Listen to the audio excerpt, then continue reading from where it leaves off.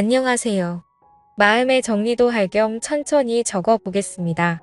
여동생이라 해도 피 한 방울 안 섞인 남이지만 이야기는 지금으로부터 5년 전부터 시작됩니다. 당시 저는 24살이었고 여동생은 18살이었습니다. 저는 회사에 취업 후 자취하기 시작했을 때 요리는 당연히 할 줄 모르고 밥하는 것도 귀찮아서 매일 퇴근하면 집 근처 술집에 식사 겸 한잔 하러 갔었는데 그때 그 술집에서 아르바이트 하던 게 제 동생입니다. 뭐 그래도 이때는 동생 관계가 아니었습니다.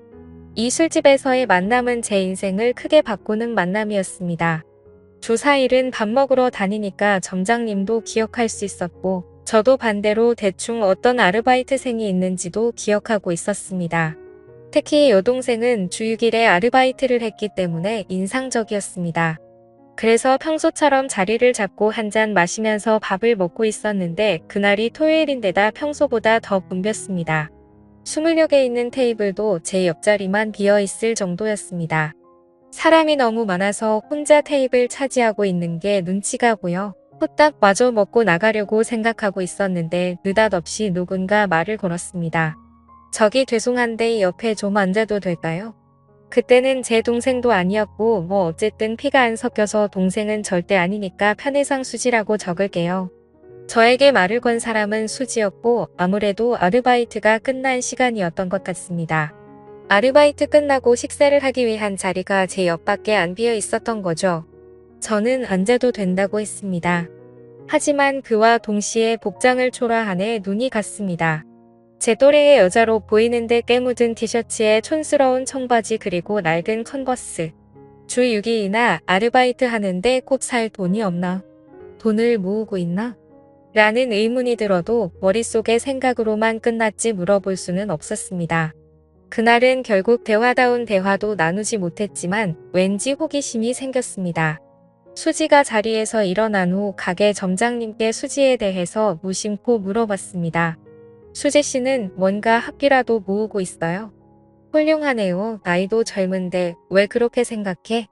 아니 올 때마다 항상 아르바이트를 하고 있고 옷도 잘 안 사 입는 것 같아서요. 아니 쟤는 집안 사정이 많이 복잡해. 사정이 많이 딱해.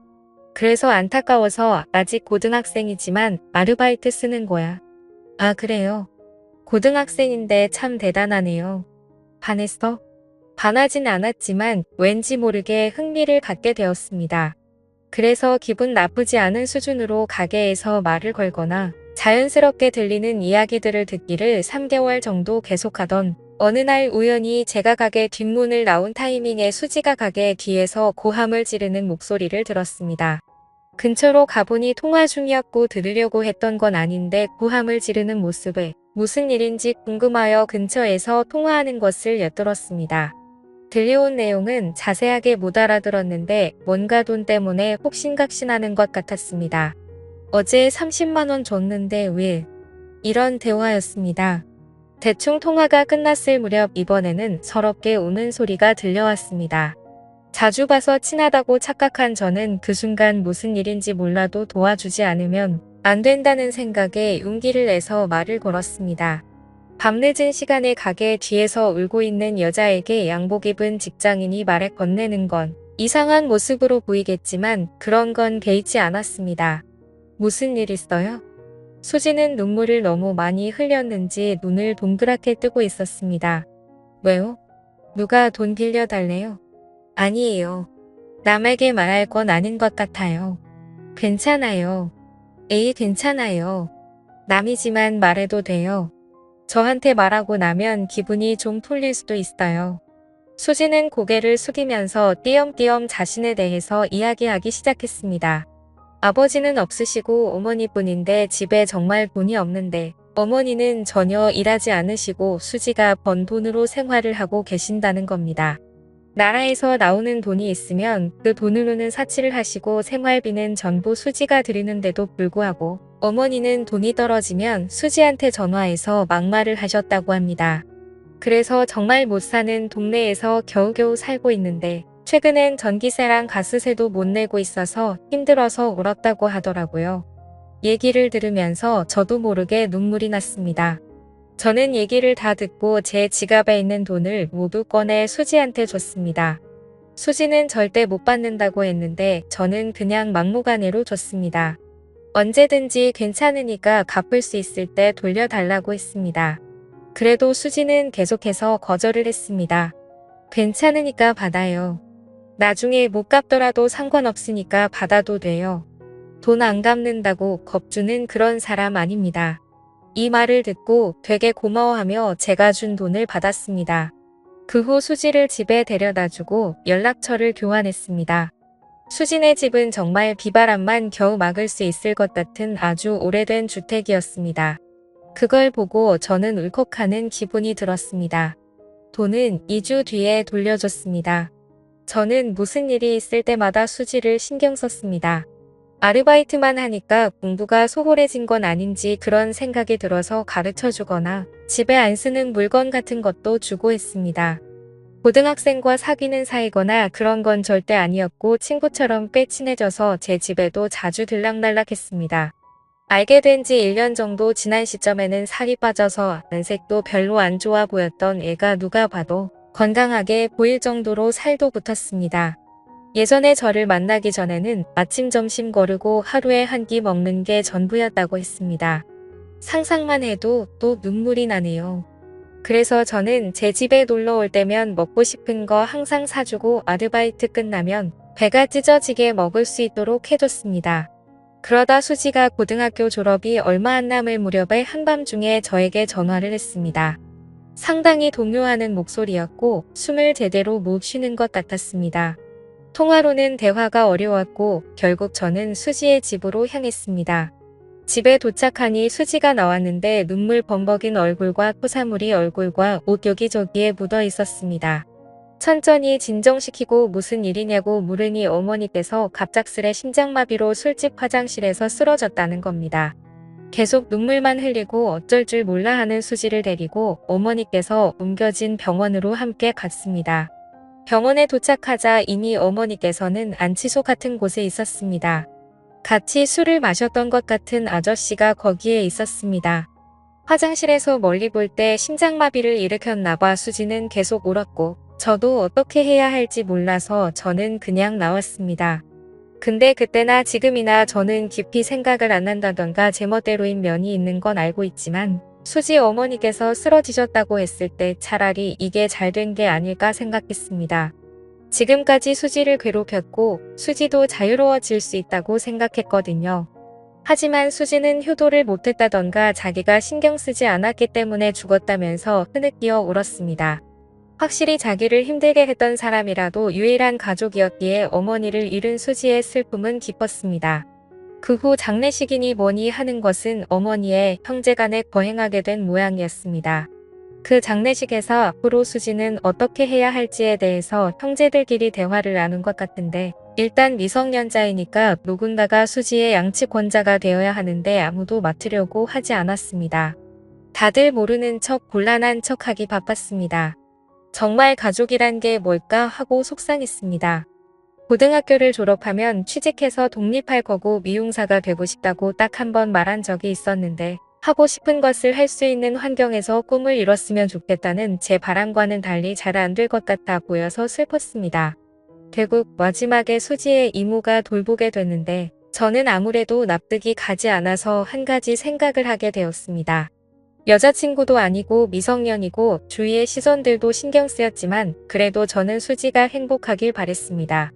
제가 행복하게 해준다거나 그럴 자신도 없었지만 제 입이 먼저 움직였습니다. 수지야, 우리 집으로 와네. 돈 없지? 그러니까 우리 집에서 살아. 무슨 생각이에요? 그동안 힘들었잖아. 앞으로는 그만 힘들었으면 좋겠어. 그러니까 내 동생으로서 우리 집에 와서 살아. 여동생이요? 그럴 순 없어요. 몇몇 대화를 더 나눴는데 결국 수지가 결정하기까지 일주일 정도 걸렸고 최종적으로 반년 동안만 신세 지는 걸로 해서 제 집에 오기로 했습니다. 일단 친권자가 되신 아주머니께 허락을 받기 위해서 면담을 했더니 아니나 다를까 흔쾌히 승낙을 하셨습니다. 그때의 표정은 짊어지던 짐이 없어진 것 같은 안도의 표정이셨는데 평생 잊지 못할 표정이었습니다. 그리고 저와 수지의 남매 생활은 고등학교 졸업을 기점으로 시작되었습니다.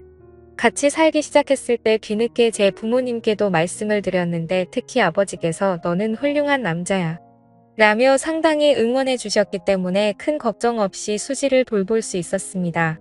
졸업 후 바로 취업하려던 수지는 제가 극구 반대를 해서 1년 재수 후에 미용 전문학교에 입학을 했습니다. 재수하는 1년 동안은 틈틈이 아르바이트도 하면서 집안일도 했습니다.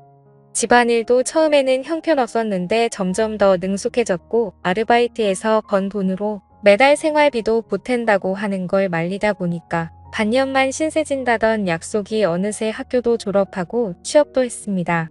처음에는 촌스럽게 차를 입었었는데 정말 예쁜 여자가 돼서 학교 졸업식에서 신세진 사람에게 메시지를 전하는 자리에서 다들 부모님이나 선생님을 얘기했는데 수지만 혼자서 탱탱씨 고맙습니다 하면서 메시지를 읽는데 눈물이 핑 돌더라고요. 처음에는 다음 달에 꼭 저에게 신세진 거 갖고 나가서 살 거라는 게 말버릇이었는데 언제부턴가 조금만 더 지내도 될까요? 라는 게 말버릇이 되어 있었습니다. 그런 애매한 관계를 결국 계속해서 지금에 이르렀는데 최근에 수지가 우리의 관계를 확실히 하고 싶다는 말을 했습니다. 저는 20대를 거의 수지에게 바쳤고 여자로서 의식하지 않았다고까지는 말할 수 없지만 우연히 손이라도 스치면 수지는 겁을 먹는 듯 했었고 처음 2년 동안은 돌아가신 어머니한테 원망받는다고 밤이면 밤마다 울고 불고 최근 1년 동안은 화가 치미는 일도 많았습니다. 그래도 언제부터 좋아했는지는 모르겠지만 행복하길 바라는 여자를 평생 행복하게 해주기 위해 프로포즈를 위한 반지를 샀습니다. 그리고 오늘 처음으로 만났던 술집에서 프로포즈를 했습니다. 상대도 어렴풋이 눈치는 채고 했었겠지만 실제로 프로포즈를 하니 펑펑 울면서 숨쉬기도 힘들어해서 대답이 좀처럼 돌아오지 않아 매우 초조했습니다. 너와 함께 끝까지 있어줄래? 지금까지 5년 동안 같이 있었는데 앞으로 10년, 20년 나와 함께 있어줄래? 닭똥 같은 눈물을 펑펑 쏟아내기 시작하는데 아르바이트생들 총출동해서 축하해 주려던 점장도 너무 소란스럽고 대답이 돌아오지 않아 초조함이 극에 다다를 때 진정이 된 수지가 그동안 너무 불안했다고 얘기를 하기 시작했습니다. 지금까지 너무 무서웠어요. 언젠가 헤어져야 하는데 계속 생각은 하는데도 신세는 계속 지고 있으니까 눈치 없이 민폐를 끼치는 건가 싶고 또 저 때문에 청춘을 망치신 것 같았어요. 그러니까 제가 아무리 좋아해도 좋아한다고 말하면 안 된다고 생각을 했어요. 엄마는 힘들게만 살다가 돌아가셨는데 나만 이렇게 행복하게 살면 못된 거라고 생각을 했어요. 눈물 범벅된 얼굴로 흐느끼며 여자로 안 보는 것 같아 괴로웠다는 등의 얘기 끝에 프로포즈를 받아줬습니다. 집으로 돌아오는 길에도 울었는데 집에 도착해서는 너무 늦게 프로포즈했다며 저에게 화도 냈습니다. 돌이켜보면 정말 그날 수지에게 말 걸어서 다행이라고 진심으로 생각합니다. 동시에 그때 제가 말을 걸지 않았다면 어떻게 되었을까 하고 생각하면 괴롭네요. 진심으로 사랑할 수 있는 사람을 만난 것에 하루하루 감사하면서 살겠습니다. 시청해주셔서 감사합니다.